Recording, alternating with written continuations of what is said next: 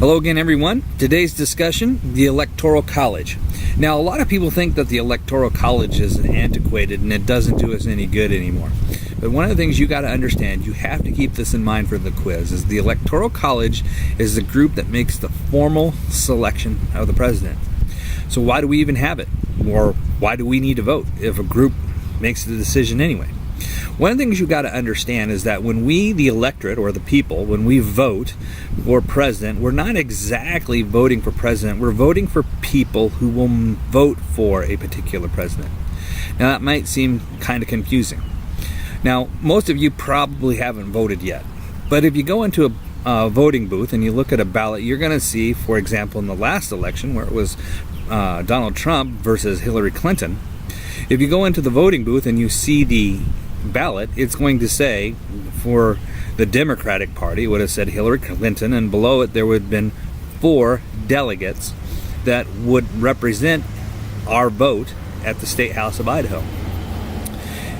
Also, should somebody have voted for the Republican candidate at the time, Donald Trump, below his name are 4 delegates that would represent us at the state of Idaho. Now, one of the things you have to understand is that those delegates are usually pretty committed to their particular political party. They're not just some random person that's going to be assigned to the Electoral College. So in essence, when I voted for my particular choice of the presidency, those 4 individuals represented my vote down in Boise. Now, the next thing you got to understand about the Electoral College is they never meet as a single body. They all meet shortly after the election, 21 days after the election, in each of their respective states.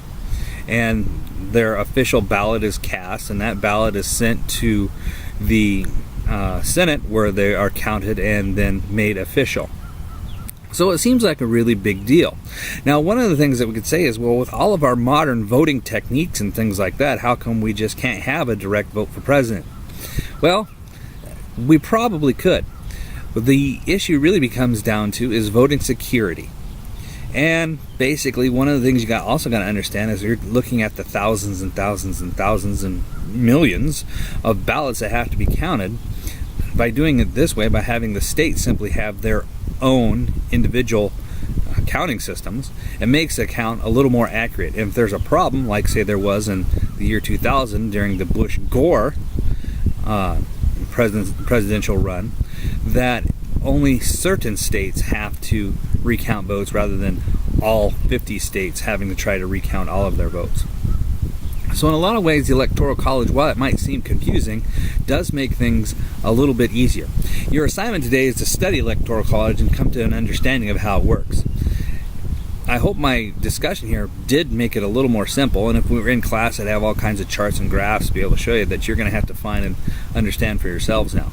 But keep in mind that the Electoral College really is a cornerstone of what we need to have to make our election system work, especially for presidency. And if you just take a little bit of time and patience, you'll see what I mean. Good luck on your assignment, and I'll talk to you soon.